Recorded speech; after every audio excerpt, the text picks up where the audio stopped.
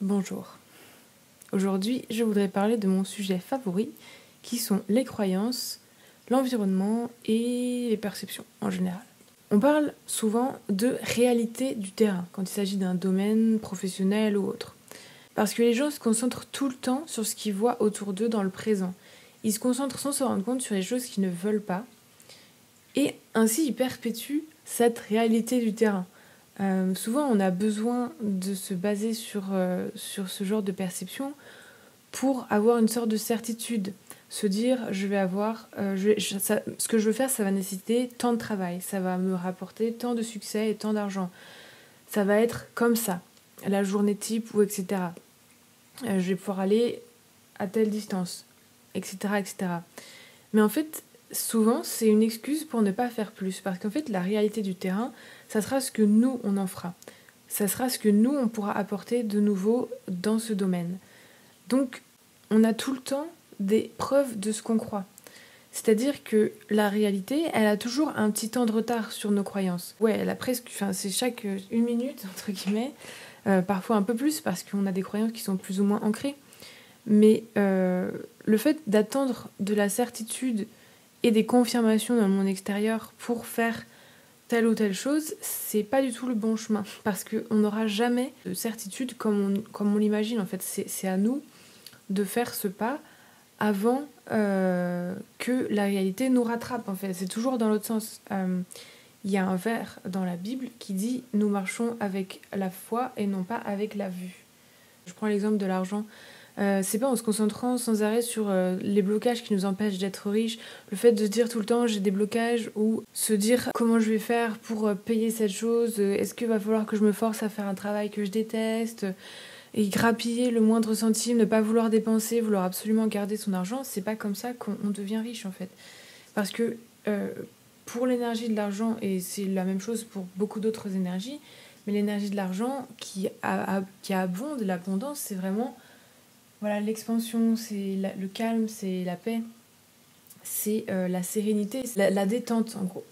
Alors que voilà, quand on imagine quelqu'un qui a peur de manquer, on sent la constriction, on sent quelqu'un qui est tout contracté, qui a peur, qui est contracté, qui veut à tout prix s'accrocher. Et même, ça se ressent dans d'autres domaines que dans l'argent. En fait, généralement, les gens qui sont pas détendus dans ce sens-là s'accrochent au passé, s'accrochent aux personnes, s'accrochent aux choses et s'accrochent à leur certitude d'être des gens rationnels qui, eux, font les bonnes actions matures et responsables qui vont les amener au bon endroit. Mais en fait, c'est simplement une histoire qu'ils choisissent de se raconter. Ils choisissent inconsciemment, du coup, parce qu'ils n'ont pas vraiment pris conscience qu'ils ont la capacité de changer cette façon de penser. Mais ils choisissent le chemin compliqué, en fait. Le chemin stressant, le chemin difficile. Mais il existe un chemin qui est beaucoup plus agréable, qui est plein de synchronicité et qui est bien. Un chemin comme ça. Quand notre intuition nous dit qu'on doit prendre un risque, qu'on doit faire quelque chose, on a cette petite voix à l'intérieur de nous qui nous dit qu'on a envie de faire quelque chose. Souvent, ça peut réveiller nos croyances non désirées, ce qu'on ne veut pas garder, ce qui n'est pas bénéfique pour nous. Et ça va créer de la résistance. Et là, on va plus réussir à savoir est-ce que c'est la voix de la peur qui me parle ou est-ce que c'est la voix de l'intuition. Et généralement, la sensation qu'on peut avoir, c'est de vraiment avoir l'impression qu'on va faire un saut dans le vide. Que l'action qu'on sent qu'on doit faire, elle est tellement dangereuse qu'on risque de mourir ou de tout perdre ou de se retrouver à la rue, de gâcher sa vie ou des choses comme ça.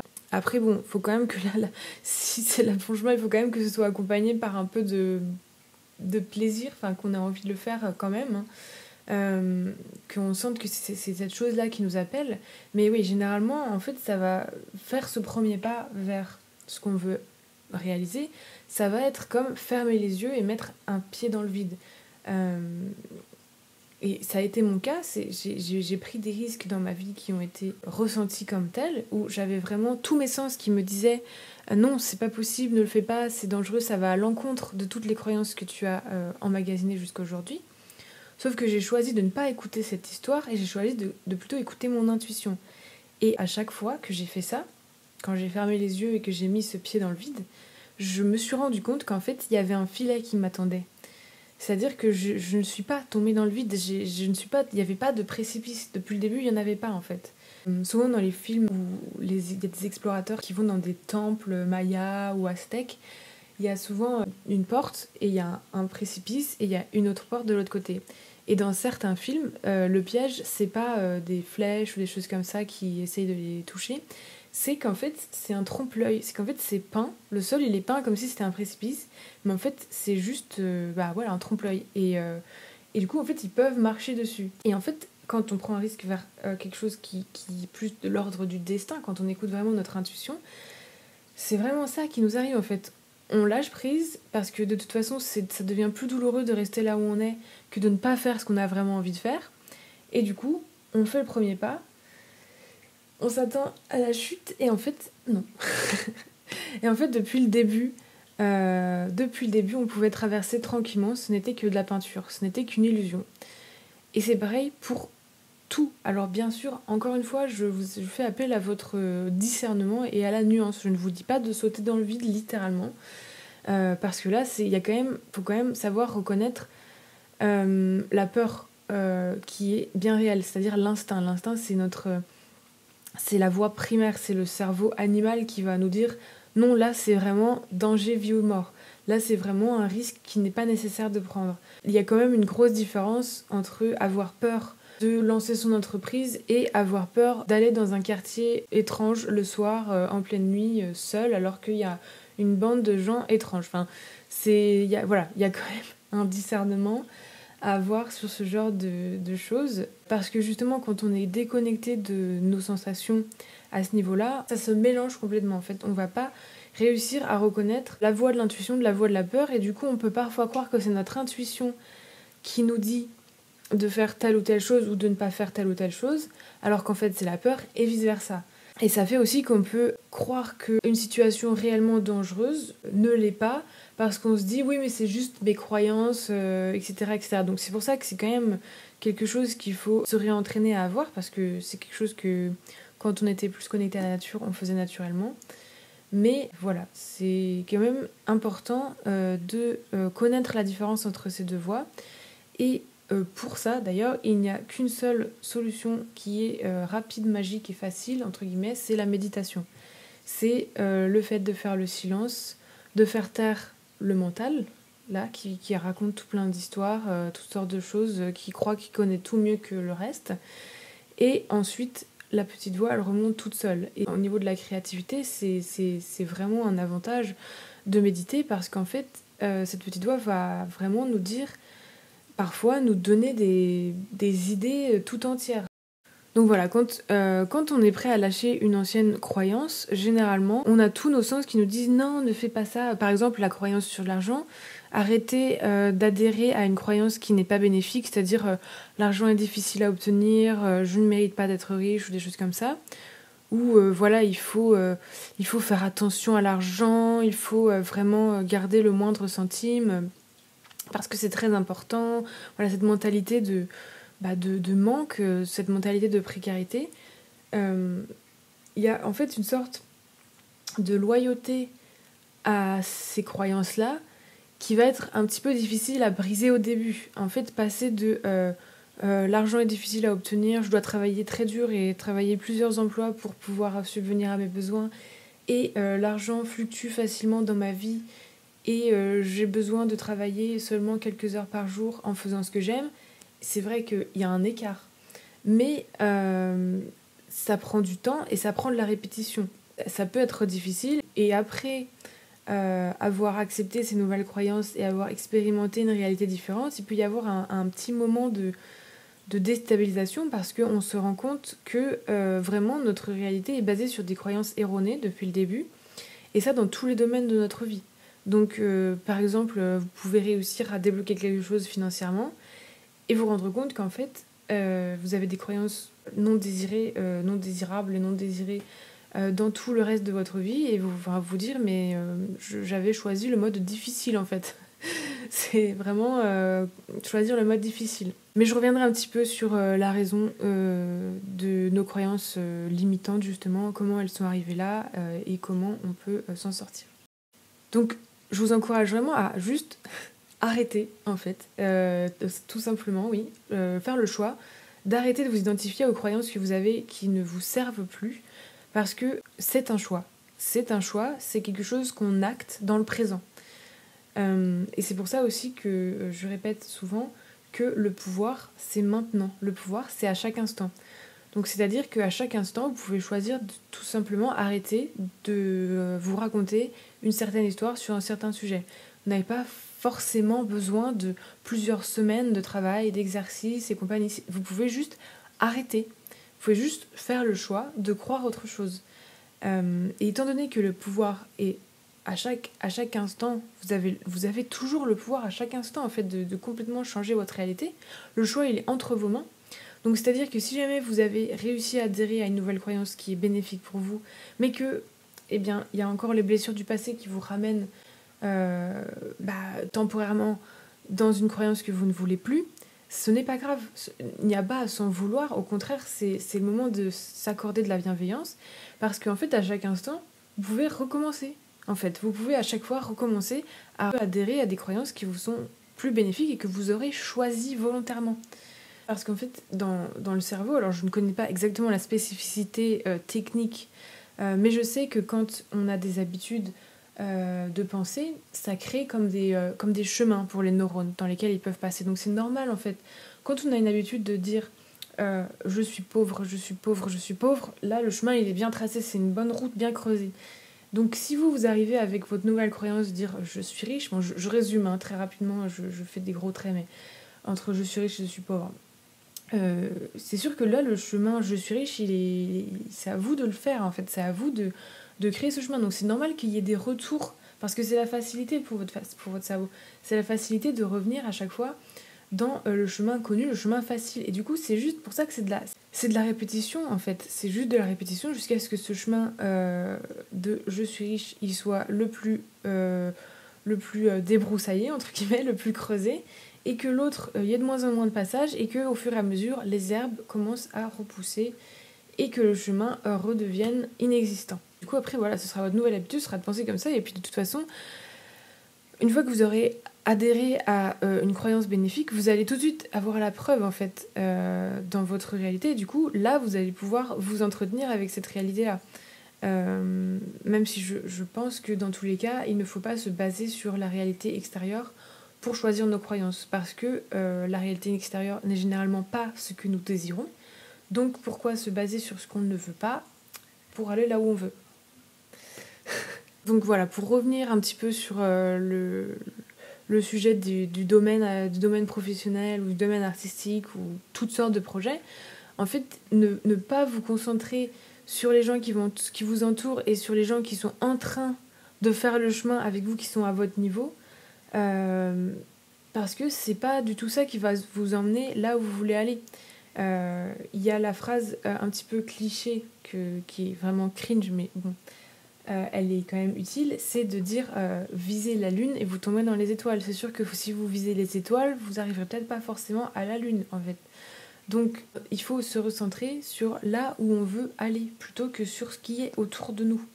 Parce que y a des chances, si vous n'êtes pas exactement là où vous voulez être encore, dans la réalité matérielle, c'est parce que, très probablement, parce que c'est rare, que votre entourage, que ce soit professionnel, familial ou même les gens sur lesquels vous vous concentrez dans la rue, dans les médias, etc., ne sont pas là où vous voulez être. En fait, c'est très rare qu'on soit entouré de gens qui soient exactement dans la même dynamique que nous.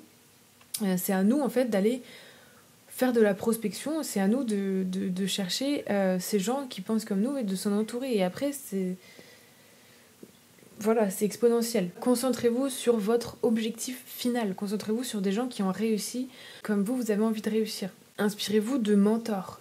Je vais prendre des exemples d'exercices que j'ai trouvés dans les livres La voix de l'artiste de Julia Cameron et Psycho-Cybernetics de Maxwell Maltz. Psycho-Cybernetics nous explique que notre cerveau, c'est un mécanisme qui est fait pour nous amener là où on veut aller. C'est-à-dire qu'il faut simplement lui donner un ordre et il ira là où on lui a dit. Il trouvera le moyen de nous porter là où on choisit d'être. Sauf que comme on a toutes sortes de croyances qui ne sont pas forcément désirées et qui ne nous emmènent pas exactement là où on veut, notre réalité reflète juste nos croyances. Regarder notre réalité, ça nous permet seulement de voir ce qu'on croit. En fait, c'est un miroir avec un petit train de retard, c'est avec un petit lag, comme on voit souvent dans les films. Il y a un petit temps, des fois un petit décalage entre la voix et l'image. Et ben c'est exactement la même chose. En fait, vos croyances passent avant votre réalité. Donc si vous voulez savoir un petit peu où en sont vos croyances, regardez juste votre vie. Ça peut être une petite claque, parce qu'on se rend compte du coup que certaines situations vraiment indésirables viennent de nos croyances, mais du coup c'est aussi une très bonne nouvelle, parce que ça veut dire que grâce à ça, on peut se défaire des croyances qu'on ne veut pas et choisir celles qu'on veut, qui vont nous amener là où on a envie d'être. Dans ce livre Psycho-Cybernetics, il parle de l'exercice du self-concept. Vous en avez peut-être déjà entendu parler, il s'est tourné un petit peu sur les réseaux sociaux, mais en fait, l'idée du self-concept, c'est de vraiment choisir qui on est et de vraiment établir tous les détails de notre existence. Aujourd'hui, votre identité, elle a été construite, certes, sur des choses qui sont inhérentes à vous, avec lesquelles vous êtes né, mais ça s'est aussi fait par renforcement extérieur de votre entourage, par leur perception à eux de vous. Donc, c'est pas forcément qui vous êtes vraiment et qui vous pouvez être.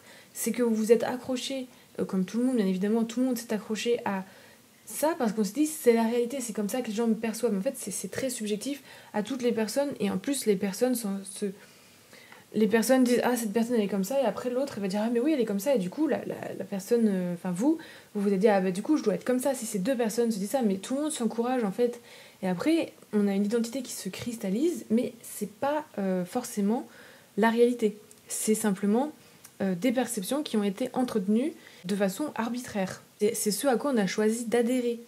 On le prend pour la réalité, mais ça n'est pas forcément le cas. Le cerveau, c'est un mécanisme servant, entre guillemets. Il fait ce qu'on lui dit. Sauf que les gens ne savent pas ce qu'ils disent à leur cerveau. Ils sont en mode pilote automatique et ils se contentent sans arrêt de regarder ce qu'il y a autour d'eux, de regarder les autres personnes, de regarder les infos, de regarder les réseaux sociaux. Et ils se disent, c'est comme ça que je dois faire, c'est ça que je vais croire, c'est comme ça que je vais adhérer. Mais la liberté arrive quand on arrive à se détacher de ça et qu'on arrive à choisir seul ce qu'on pense et ce qu'on croit. Le cerveau a besoin d'objectifs clairs. Il faut lui donner quelque chose de précis. Et ça, c'est aussi souvent ce qui empêche les gens d'arriver là où ils ont envie d'aller. C'est qu'ils ne sont pas sûrs à 100% de ce qu'ils veulent. Et du coup, ça fluctue tout le temps. Donc le cerveau, il sait tout simplement pas où nous amener. Mais une fois qu'on a un objectif clair, et établi et détaillé, on n'a pas besoin de se creuser la tête pendant des heures à chercher le pourquoi du comment de comment je vais faire. Le cerveau est fait pour ça. En fait, il va nous donner de lui-même les étapes, les chemins, et ça va se faire tout seul en fait. Une autre image que je pouvais donner, c'est quand vous tirez une flèche. Quand vous tirez une flèche, vous vous concentrez pas sur le fait que la flèche, elle va passer par l'air et que vous vous concentrez pas sur le chemin de la flèche. Bien sûr que ça vous intéresse, mais ce qui vous intéresse, c'est là où vous allez viser. C'est là où la flèche arrive. Vous n'allez pas vous concentrer sur les détails techniques. Bien sûr qu'il y a après les détails techniques, par exemple s'il y a du vent, ou des choses où il pleut, des choses comme ça, bien sûr, mais ça reste ça c'est un autre détail, mais ça rentre quand même en compte, bien évidemment. Mais la flèche va quand même avancer en fait, et ça c'est la capacité de votre cerveau, c'est ce qu'il peut faire en fait, il peut avancer tout simplement, il vous emmène à la cible. Le fait de, je pense, si on continue à comparer ça avec le tir à l'arc, le fait de réfléchir s'il y a du vent, s'il pleut, la distance, la hauteur, etc., c'est vous qui définissez votre objectif justement. Et comme ça, après, vous pouvez ajuster votre tir et vous êtes sûr de tirer dans le mille. Souvent, quand on est face à un questionnement ou un doute, on se creuse la tête pour savoir comment faire. En fait, on s'accroche à la douleur de l'incertitude en se demandant mais comment est-ce que je vais faire ceci, comment est-ce que je vais faire ça, et on panique. Et du coup, en paniquant, on s'éloigne de la voie de l'intuition. On s'éloigne de notre guidance intérieure et ça fait que du coup, on fait tout retomber à chaque fois parce que du coup, on réveille toutes sortes de résistances, toutes sortes de croyances limitantes. Enfin, j'aime pas trop dire croyances limitantes, je préfère dire indésirables, non voulues, en fait, non choisies, des croyances par défaut. Parce que quand on réveille ce genre de doute, après ça réveille tout un orchestre et après notre vibration redescend et c'est normal qu'on ait plus de mal à vivre notre vie avec aisance, voilà, je dirais avec aisance, parce que j'ai le mot anglais, mais c'est vivre dans le flow, quoi, fluctuer dans la vie, il n'y a pas vraiment de synonyme, c'est bizarre de dire fluctuer dans la vie, mais c'est ça en gros que je veux dire. Donc pour reprendre la flèche, c'est ça, on vise et on tire, mais on ne se concentre pas forcément sur le chemin de la flèche. La flèche, elle va se débrouiller toute seule. Et oui, ça fait peur. Et je ne dis pas qu'il faut rien prévoir. Mais il faut atteindre une certaine détente pour retrouver un certain alignement. Parce que si on creuse, déjà c'est très désagréable et on va souffrir. Et en plus, on va trouver que des solutions forcées. Les fulgurances, les illuminations, les idées où vraiment on voit la petite ampoule qui s'allume au-dessus de notre tête, ça n'arrive que quand on est aligné, que quand on est dans la détente et qu'on a capacité d'entendre notre intuition, qu'on fait taire le mental et qu'on fait preuve de foi. Quand on fait preuve de foi envers la vie, envers nous-mêmes et envers nos capacités, les idées viennent d'elles-mêmes. C'est pas aussi difficile de travailler pour quelque chose. En fait, c'est pas comme un gros effort qu'on doit faire. Ça peut être du travail difficile, long et compliqué, mais ce n'est pas aussi laborieux parce que c'est quelque chose qui est vraiment aligné avec nous. Généralement, quand on suit vraiment notre intuition, on peut vraiment éviter des longues heures laborieuses de travail. Si on attend le bon moment et qu'on le fait de la bonne manière, ça peut nous durer 20 minutes et être beaucoup mieux fait que ce qui aurait été fait en 2 heures. C'est vraiment ça le principe de travailler plus intelligemment plutôt que de travailler plus. Donc pour revenir à l'exercice du self-concept. En fait, grâce au self-concept et à la méditation par ailleurs, on va comprendre en fait qu'on a grandi avec des croyances qui sont un petit peu aléatoires. C'est-à-dire que notre subconscient, c'est comme une terre en friche. C'est-à-dire que au fur et à mesure qu'on a grandi, il y a des graines qui sont arrivées, voilà, avec le vent de notre entourage, toutes sortes de choses qu'on a emmagasinées et qui ont poussé. Mais ce n'est pas du tout des choses qu'on a choisies, c'est complètement aléatoire et arbitraire. Et généralement, les gens ont des vies un petit peu aléatoires ou même, je dirais, plus qu'aléatoire, je dirais que tout le monde a une vie similaire les uns aux autres, au niveau des étapes de vie, au niveau des problèmes, etc. Parce qu'en fait, les gens se nourrissent des croyances des autres et elles poussent, en fait, comme une terre en friche, voilà, des herbes folles qui poussent dans leur subconscient. Et du coup, c'est sûr que c'est normal que les gens ne peuvent pas être là où ils veulent être avec ce type de jardin intérieur, on va dire. Alors on pourrait dire que les herbes folles, ça peut être intéressant pour l'écosystème, mais généralement c'est juste plein de mauvaises herbes et ça prend de la place et ça va dans tous les sens et il n'y a pas de fil conducteur. Tout n'est pas ajouté, il peut y avoir des fleurs, il peut y avoir des fruits ou des choses bénéfiques, mais d'une manière générale, comme toutes ces croyances, elles ont été acceptées et assimilées depuis qu'on est né, il y a vraiment quelque chose de très aléatoire dedans. Et surtout, c'est pas optimisé, c'est pas bénéfique pour aller là où on veut aller. Faire son self-concept, c'est vraiment enlever toutes ces croyances, désherber, changer celles qui ne nous plaisent pas ou renforcer celles qui nous plaisent. Celles qui sont bénéfiques, que ce soit dans la société, que ce soit dans notre vie professionnelle, dans les relations personnelles, etc. Donc, cette étape de changer ses croyances, ça peut être un petit peu déstabilisant parce que on se dit finalement, mais qui suis-je ? Il y a un petit peu cette sensation mais d'où sortent toutes ces croyances ? Et depuis le début, j'aurais pu les changer. Depuis le début, j'avais toutes ces croyances. Toutes ces croyances qui m'empêchaient d'aller là où je voulais aller. En fait, toute notre identité est remise en question, tout notre ego, il en prend un petit coup. Souvent, on parle de la nuit noire de l'âme dans certaines philosophies de développement personnel, des choses comme ça. Et ça, moi, je dirais que c'est la nuit grise de l'âme, parce qu'on n'est pas forcément déprimé, mais il y a une sorte de questionnement en mode je me rends compte que toute ma vie a été un mensonge et que voilà, j'ai juste accepté aveuglément toutes les choses qu'on m'a inculquées. que ce soit sur moi ou sur la vie ou sur mes capacités, voilà. Parce que voilà, on est convaincu de certaines choses, mais du coup, quand on commence à désherber un petit peu ce champ de croyances, on se rend compte que on se trompait et qu'on pouvait changer tout ça depuis le début. Il peut y avoir une petite perte de sens en se disant que voilà, tout n'était qu'invention et qu'on pouvait tout changer depuis le début. La plupart des gens n'ont pas cette information tôt dans leur vie. Il ne faut pas leur en vouloir non plus. Selon moi, donc ça c'est mon avis, ma déduction personnelle, que j'ai peut-être développée à force de lecture, mais du coup, mon avis c'est que la culture, c'est un avis subjectif qui a été perpétué avec le temps, parce que tous les êtres sont dans l'observation de ce qui est constamment. Bien évidemment, je ne dis pas qu'il ne faut pas observer ce qui est. Il faut quand même regarder la réalité autour de nous. C'est pas, le but, c'est pas de vivre dans un monde de rêve et un monde imaginaire, justement. C'est l'inverse. Voilà, c'est juste que à un moment dans le passé, les humains ont choisi une ligne directrice parce qu'ils se sont mis d'accord sur un groupe d'avis subjectifs qui se rassemblaient. Ils ont choisi ça, et voilà, tout le monde a choisi ça à sa naissance, tout le monde est né en mode et s'est dit bon ok, c'est comme ça, je choisis d'adhérer à tout ceci.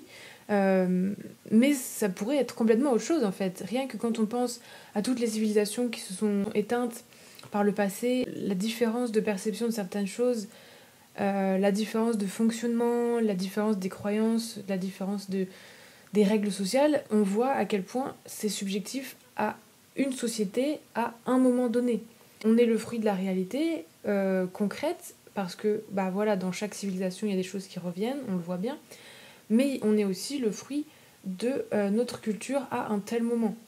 Aujourd'hui, on perçoit énormément les choses par l'esprit et la tête et plus trop par le corps, et du coup on croit qu'on sait mieux que les anciennes civilisations sur certaines choses, mais c'est parce qu'on est déconnecté de notre nature, on est déconnecté de notre corps. Je pense qu'il y a de la sagesse dans les deux, chacun a son temps, chacun son tour entre guillemets. C'est bien qu'en tant qu'être humain on teste toutes sortes de choses aussi, mais voilà, faut quand même se rappeler que on est libre de nos choix. Rien que quand on change de culture, même aujourd'hui, quand on explore d'autres cultures, on voit bien que les perceptions, c'est quelque chose de très subjectif, même à l'intérieur d'une culture. Tout ça pour dire que les perceptions de la vie et de la réalité sont bien plus subjectives qu'on le croit. Et donc, en débroussaillant notre cerveau, on peut observer tout ça.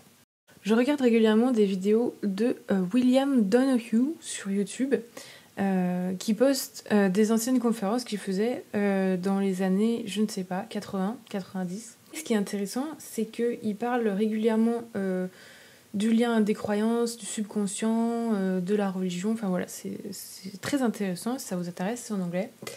Et donc, il expliquait dans une vidéo que la conscience et le subconscient peuvent être comparés au jardin d'Éden et à l'arbre de la connaissance. Donc, c'est-à-dire que le subconscient, c'est le jardin d'Éden, et la conscience, c'est l'arbre de la connaissance. Donc, ce qu'il disait, c'est ne mangez pas dans cet arbre. C'est-à-dire, ne mangez pas, ne vous basez pas sur vos perceptions et sur vos connaissances pour avancer, pour vous nourrir, entre guillemets, mentalement. En fait, c'est parce que c'est un piège. La conscience, c'est l'ego. En fait, l'ego croit tout savoir mieux que tout le monde, et croit avoir raison sur tout. L'ego croit être le seul qui est dans le vrai. Donc voilà, ça reprend l'idée de ce que je disais tout à l'heure, c'est qu'en fait, tout ce qui passe par notre conscience va dans notre inconscient. Tout est retenu, en fait. Tout ce qu'on a déjà perçu, tout ce qu'on a vu depuis notre naissance, c'est emmagasiné là-dedans. Tout ce qui passe va y pousser. Donc c'est pour ça que je prenais tout à l'heure l'exemple d'un jardin en friche. Lui, il prend l'exemple du jardin d'Éden. Donc c'est-à-dire qu'en fait, tout ce qui est à l'intérieur, tout ce qui est rentré par le filtre de la conscience, ça a poussé, et ça a fait des graines, ça a fait toutes sortes d'arbres et de mauvaises herbes. Parce que, imaginez tout ce que vous avez mis dans votre subconscient depuis votre naissance, tous les films que vous avez vus, toutes les émissions, toute la télé, tous les insultes, toutes les choses que vous avez entendues autour de vous. En fait, c'est emmagasiné dans votre subconscient. C'est pour ça que je parlais d'herbe folle tout à l'heure. L'inconscient accepte tout ce qui passe par le conscient. Il pose pas de questions. Et juste, il l'accepte, il l'assimile. Il dit que les habitudes forment des pensées qui forment des traditions. Donc c'est-à-dire que les traditions sont juste venues d'habitudes de gens qui ont fait des actions, des tâches de façon répétitive. Et une fois que ça a été emmagasiné, c'est devenu des pensées et ça a été transmis aux autres générations et ensuite c'est devenu des traditions. Une fois que ça a été partagé sous la forme de pensées, ça a été accepté par l'inconscient et donc perpétué comme une tradition. Ça fait plus partie de la conscience, c'est plus quelque chose de conscient, c'est quelque chose d'inconscient mais qui est transmis de génération en génération. Et donc il nous dit que si on est programmé pour quelque chose, notre inconscient va faire en sorte que ça nous arrive. Donc si on est programmé pour tomber malade, on va tomber malade. Si on est programmé pour la pauvreté, pour l'échec, ça va arriver parce que notre inconscient, donc comme je disais avec le livre Psycho-Cybernetics, notre cerveau, notre subconscient, c'est un mécanisme qui nous amène là où on veut aller. C'est-à-dire qu'on veut, c'est la différence à noter, c'est que entre ce qu'on veut et ce que notre cerveau a compris, il y a une différence. Notre cerveau ne peut pas vraiment faire la différence avec ce qu'on veut et ce qu'on ne veut pas. C'est-à-dire que c'est pareil, si vous vous concentrez sur « je ne veux plus de factures, je ne veux plus de factures », eh bien vous allez juste recevoir plus de factures parce que vous vous concentrez sur les factures. Le cerveau, il entend juste facture, facture, veut facture. Il n'entend pas le pas. Il voit juste que vous vous concentrez sur l'objet des factures, il vous donne plus d'objets, tout simplement, dans la réalité. Ce qu'il dit aussi, et ce que je pense, mais peut-être pas formulé comme ça, c'est qu'il ne faut pas hésiter à mentir à son inconscient. Parce que par exemple, si c'est dur pour vous de vous dire « je suis riche », bah certes, ça peut vous paraître comme un mensonge, mais est-ce que vous dire « je suis pauvre » ou « je suis stupide », est-ce que pour vous c'est vraiment la réalité ? C'est ça aussi, c'est qu'en fait se rendre compte que peut-être ça n'a pas l'air raisonnable de commencer à dire des affirmations en disant je suis riche, je suis intelligente, je réussis ce que je fais, etc. Ça paraît improbable, ça paraît un peu narcissique ou c'est impromptu, mais en fait si on prend les choses dans l'autre sens et qu'on voit ce qu'on se dit vraiment, je suis stupide, je n'arrive à rien, je suis la victime de toutes les circonstances de ma vie, est-ce que c'est vraiment la réalité ? Non, c'est aussi un mensonge qu'on a commencé à se raconter. Après, ça dépend aussi des perceptions de chacun. C'est que pour moi, la réalité, la vraie réalité, c'est que nous sommes l'amour, l'abondance, la paix, la joie. Et du coup, quand on se remet sur des croyances qui coïncident avec cette réalité, là, on est cohérent. Du coup, c'est plus quand on a des croyances négatives et limitantes que là, on est dans le mensonge. Parce que du coup, comme je disais, si pour vous dire je suis riche, c'est un mensonge, c'est trop dur à accepter, enfin vraiment, il faut se dire que dans tous les cas, le je suis pauvre ou je serai toujours pauvre, c'est tout autant un mensonge. Donc la réalité à ce niveau-là, elle est subjective en fait. Il n'y a pas quelque chose de tamponné, c'est pas dans votre cerveau que c'est tamponné, vous serez pauvre pour toujours. C'est pas écrit comme ça en fait, c'est à vous de choisir, c'est à vous d'accepter que vous pouvez prendre cette décision dans le présent. Parce qu'en fait, autant avoir le choix de ses croyances, autant en choisir des bénéfiques. Je dis pas que c'est facile d'en changer, ça peut prendre du temps pour celles qui sont bien ancrées. Souvent, c'est les domaines principaux, les relations, l'argent, l'amour et la santé. Ça, c'est vrai que ça peut être quelque chose qui prend plus de temps à changer que d'autres choses comme je trouve toujours une place de parking ou j'ai toujours on ouvre toujours les portes ou les magasins sont toujours en solde quand j'y vais. Enfin, c'est des choses un petit peu des choses qu'on peut choisir de rajouter dans notre vie si on a envie.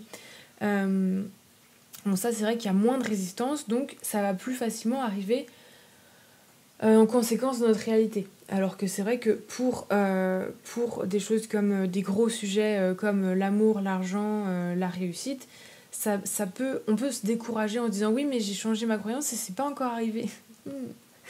Mais en fait, comme je dis, ça prend plus de temps. Et en fait, pour ces grosses croyances de ce style, il y a vraiment plus de résistance. Donc il faut aussi faire preuve de foi. Comme je disais tout à l'heure, on avance avec la foi et non pas avec la vue.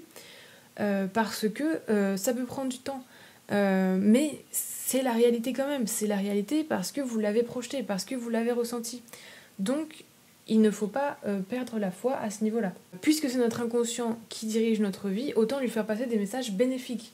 Puisqu'il accepte tout ce qu'on lui dit, sans sourciller, autant lui dire des choses qui sont bénéfiques pour notre réussite, notre santé et nos relations. L'exemple que j'entends régulièrement et qui m'hérisse, c'est l'exemple de toute façon, on va pas avoir de retraite. Ben, en fait, c'est sûr que si tu dis ça, tu n'en auras pas en fait. C'est une prophétie qui se réalise d'elle-même. Si tu es persuadé de quelque chose, comme je disais plus haut, on a constamment ce dont on est persuadé. Notre vie est ce dont on est persuadé. Donc si on est persuadé qu'on n'aura pas de retraite, il y a peu de chances qu'on en ait. Alors que si on a des croyances plus bénéfiques, même si c'est pas spécifiquement dire j'aurai une retraite ou ceci cela, mais dire toujours j'ai toujours l'argent qu'il me faut pour être à l'aise, je me sens en sécurité avec mon argent, l'argent rentre régulièrement dans mon compte bancaire, etc. Voilà, il faut pas non plus réveiller les peurs et les résistances, mais on peut trouver des façons d'éviter ces peurs-là justement avec des affirmations un petit peu différentes. Vous pouvez en fait vous élever au-dessus du programme que vous avez reçu. Si y a une porte dans votre cerveau qui a laissé rentrer toutes ces croyances de votre famille, de votre entourage, de la société qui a laissé rentrer ça, il y a aussi une porte pour les faire sortir. Vous pouvez du coup vraiment choisir celles que vous gardez et celles qui ne sont pas bénéfiques pour vous. Et pour ça, comme je le disais, il n'y a qu'une seule solution, c'est d'être dans le présent. C'est de réussir à... pour moi, ça passe par la méditation, mais c'est vrai qu'il y a possiblement d'autres possibilités de faire. Mais c'est la capacité d'être dans le présent pour pouvoir reconnaître ce qu'on pense à chaque instant, pouvoir ressentir les résistances quand elles arrivent face à telle ou telle situation et se dire, tiens, voilà, j'ai cette croyance, est-ce que j'ai envie de continuer à m'identifier ou pas ? Est-ce que c'est quelque chose qui est bénéfique pour moi ou au contraire qui est à mon détriment ? Donc voilà, la présence, c'est vraiment important. Et toujours se rappeler d'être bienveillant avec soi-même si on se rend compte qu'on a une croyance qui n'est pas bénéfique pour nous, ne pas s'en vouloir parce que déjà, on n'avait pas les clés avant. Et en plus, le pouvoir, c'est maintenant et ça ne sert à rien de remettre de l'huile sur le feu. Au contraire, c'est bien justement de commencer à changer son discours intérieur par rapport à ça et d'avoir plus d'amour pour soi-même parce que ça va aussi participer, entre guillemets, c'est l'amour de soi, on va dire que dans le terreau de nos croyances, ça va être l'engrais. Du coup, si vous imaginez un petit peu de nouveau l'image du jardin, vous pouvez penser que voilà, vous avez pris conscience que votre jardin, il est en friche, qu'il y a plein d'herbes folles, plein de mauvaises herbes, etc. Là, vous allez tout doucement, au fur et à mesure, grâce à votre présence et à votre patience, vous allez pouvoir commencer à désherber, vous allez pouvoir faire un beau jardin avec des petits chemins, des petites plantes de fleurs, exactement tout. En fait, tout ce que vous voulez, ça c'est très subjectif aussi. Mais vous allez pouvoir faire un beau jardin bien entretenu, parce que ça, c'est aussi quelque chose qui s'entretient. Nos croyances, il faut souvent voir, parce que ça s'arrête jamais, en fait. On emmagasine toujours des choses au fur et à mesure qu'on rencontre de nouvelles situations. Donc, on a toujours besoin, en fait, de faire le point sur où est-ce qu'on en est sur certaines croyances. Comme je disais, donc faire un beau jardin avec nos nouvelles croyances qui sont bénéfiques pour nous. Et comme je disais, l'amour de soi, ça va être l'engrais qui va permettre de faire pousser plus rapidement ses croyances et qui va du coup seulement ensuite, nous apporter des résultats dans la vie matérielle, dans la vie extérieure. Et puis au-delà de ça, avoir un cerveau bien ordonné de ce style, ça apporte, au-delà des croyances, ça apporte beaucoup de sérénité. On se sent plus pas vraiment en contrôle, parce que je pense pas que c'est vraiment le mot, mais on est plus dans la vie, justement. On a plus la sensation d'être là, dans le siège du conducteur. On maîtrise ce qui se passe, on est conscient, on peut observer ce qui se passe et on peut choisir d'y adhérer, de s'identifier ou pas, et de changer ses circonstances. Dans nos sociétés actuelles, on a été programmé pour avoir peur de prendre des risques, avoir peur de changer les choses, de faire des vagues ou de poursuivre nos aspirations. Donc il y a un autre vers de la Bible dont je voudrais vous parler qui dit « Ne vous conformez pas au monde actuel, mais soyez transformés par le renouveau de votre esprit et vous pourrez discerner quelle est la volonté de Dieu, ce qui est bon, agréable et parfait. » Donc pour vous expliquer un petit peu le sens de ce vers, c'est « Ne soyez pas conformés par ce monde ou par les schémas de ce monde, c'est-à-dire les pensées des autres, les pensées de la société dans laquelle vous évoluez, de votre environnement, Ne vous sentez pas obligé de vous conformer à ce que les autres pensent de vous, pensent de vos projets et pensent d'autres, même de certaines choses. Mais soyez transformés, c'est-à-dire accéder à l'abondance que vous méritez en changeant vos croyances, en renonçant à vous identifier à celles qui ne sont pas bénéfiques pour vous. Et vous pourrez attester de la volonté de Dieu, c'est-à-dire que la vérité de l'existence, c'est ce qui est bon, parfait et agréable. Et pourquoi je parle de la Bible, de la psychologie et de la métaphysique, c'est parce que pour moi, tout est connecté en fait. La vérité, la réalité de la vie, ce que vous pouvez en faire, c'est dit dans toutes sortes de langues, pour toutes sortes de publics, mais en fait, on peut le retrouver dans plusieurs médiums, en fait, plusieurs domaines. Donc pour moi, voilà, tout est connecté, en fait, que ce soit la Bible, la métaphysique, la psychologie, le chamanisme, le bouddhisme, etc. Parce que j'ai pas tout exploré encore.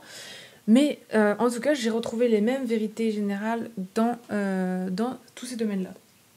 Sur ce sujet-là en particulier. Sur le fait que nos croyances définissent notre réalité. Et donc, pour terminer, un deuxième exemple que j'ai retrouvé donc dans le livre de Julia Cameron, La voix de l'artiste, et le livre de Maxwell Maltz, Psycho-Cybernetics, c'est l'exercice des biographies. C'est-à-dire, dans Psycho-Cybernetics, il vous encourage, après avoir fait votre self-concept, donc votre concept de soi, entre guillemets, c'est-à-dire après avoir défini tout ce que vous voulez être dans le moindre détail, votre façon de réagir aux événements, etc. Et vous encourage à lire une fois par semaine la page d'un livre, d'une biographie, ou même une biographie entière si possible. En gros, lire les biographies des gens qui vous inspirent vraiment, des gens qui vraiment vous font vibrer, vous animent. Et dans le livre de Julia Cameron, elle encourage aussi cette chose qui est, elle encourage de trouver une biographie et de faire la liste de toutes les personnes dans l'histoire qui nous ont inspirés vraiment là où on veut atteindre. Donc il ne faut pas hésiter en fait à viser haut. Parce qu'en fait, si on doit se baser sur quelque chose, autant se baser vraiment sur quelque chose de très haut. Et en fait, à force de lire des choses, des biographies ou la vie des gens qui nous inspirent vraiment, ça nous permet de nous en nourrir, ça nous permet de nous y habituer, ça nous permet de peut-être aussi se rapprocher de cet objectif, en fait, de se rendre compte que c'est aussi possible pour nous de faire quelque chose qui arrive à ce niveau. Mais se nourrir de succès, c'est important si c'est ce qu'on désire. Et c'est pareil pour toutes sortes, tout sujet. Là, je parle du succès, mais ça peut être toutes sortes de choses. Ça peut être la santé, l'amour, les relations, voilà, c'est juste trouver l'idéal de ce que vous voulez faire, trouver la personne qui a réussi à atteindre cet idéal et nourrissez-vous de l'inspiration qu'il a à vous donner. Parce que viser aussi quelque chose d'aussi haut, trouver son mentor, c'est aussi ce qui va nous permettre de rester centré sur nos objectifs. C'est quelque chose qui va nous permettre de ne pas dévier de notre réalité désirée. Quand les circonstances extérieures semblent aller à notre rencontre, c'est ce qui nous permet de rester focus. Toujours garder le cap. Ça nous évite de nous concentrer sur ce qu'on ne veut pas voir. Ça nous permet de garder la foi. Voilà, ça nous permet de nous concentrer sur ce qu'on veut sans nier la réalité actuelle, bien sûr, mais ça nous permet juste de ne pas nous identifier à ce qu'il y a autour de nous. On garde son but en tête et comme ça, on y arrive. C'est comme dans One Piece, hein. Tout le monde cherche le One Piece. Ils veulent tous atteindre le niveau du roi des pirates. Voilà. Ils visent haut. Et il leur arrive plein d'aventures. C'est ça, gardez votre One Piece en tête. Donc voilà, moi j'ai une question à vous poser. Est-ce que vous voulez vous inspirer de votre auteur favori ou de Régine la voisine qui se plaint de ne pas avoir de retraite ?